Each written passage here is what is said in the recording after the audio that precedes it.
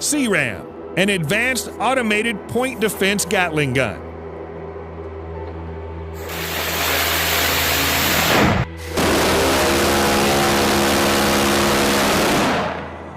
Indirect fire from mortars, missiles, and artillery shells is a very serious concern for armed forces in a battle. But thanks to point defense systems like the CRAM, indirect fire of this nature may have met its match. The CRAM, standing for Counter Rocket Artillery and Mortar, is a land-based phalanx weapon system with the capability of integration with other protection sensors and systems. The system is designed and manufactured by the American company Raytheon. Phalanx is a rapid-fire, computer-controlled radar and 20mm gun system that automatically acquires, tracks, and destroys enemy threats that have penetrated all other ship defense systems. The Phalanx was designed in the beginning as a ship-based anti-missile system.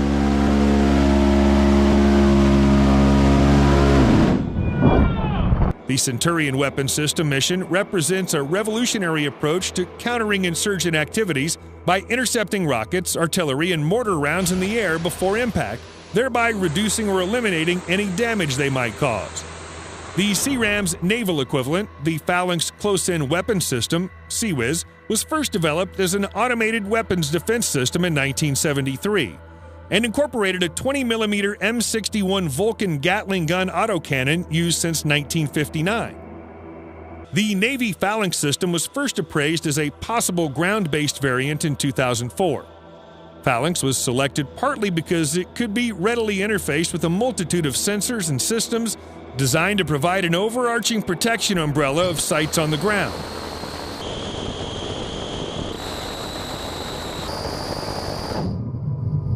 In its land-based configuration, the Land-Based Phalanx Weapon System, LPWS system, is mounted on a wheeled platform in order to provide enhanced stability on site and mobility for repositioning and deployment. The Centurion CRAM can, for example, be mounted on a trailer or the rear side of the Oshkosh truck. In October 2008, Raytheon and Oshkosh unveiled the Mobile Centurion, which mounts the system on a hybrid electric heavy expanded mobility tactical truck. The first battle-ready CRAM system was deployed to Iraq in 2010 in order to protect the Green Zone, an area in Baghdad used as an American embassy. Trials of this system showed that it was capable of knocking out 70 to 80% of rockets and mortar shells fired within its area of control. The CRAM system has successfully intercepted hundreds of rockets and mortar shells fired at the Green Zone, thereby proving the system's capability as a defensive system.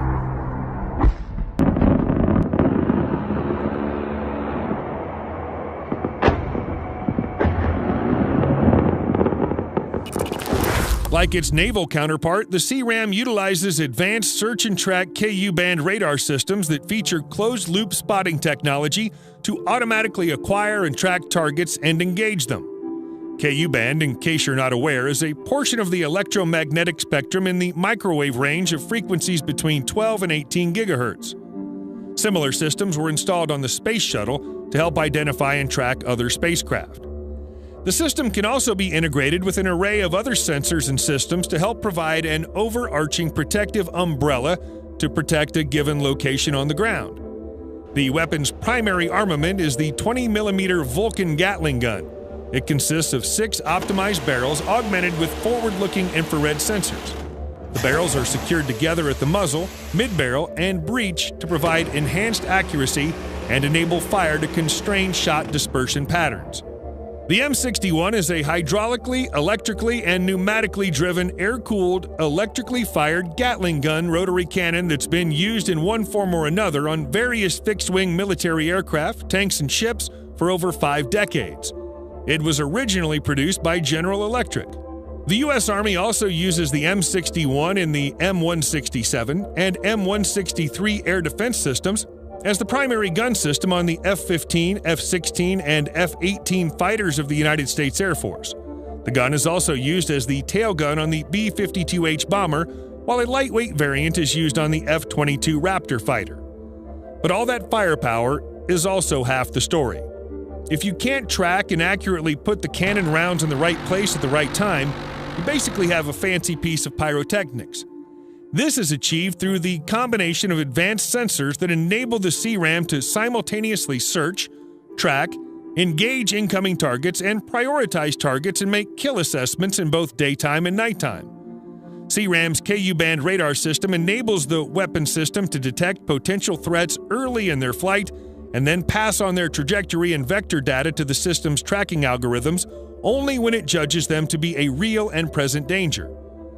Target tracking and engagement is further enhanced by a sophisticated thermal imaging system to help improve targeting.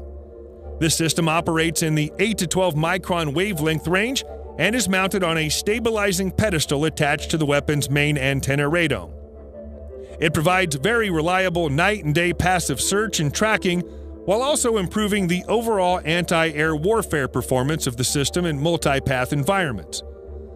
Other tracking systems integrated into the Centurion CRAM system include Northrop Grumman's AN/TPQ-36 short-range firefinder radar and the lightweight counter-mortar radar to detect and track fired rounds.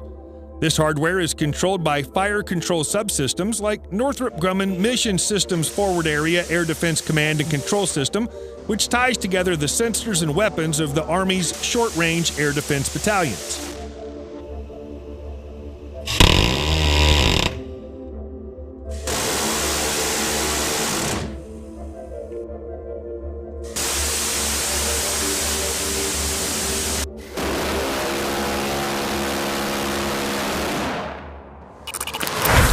As you might expect, such a sophisticated piece of kit does not come cheap.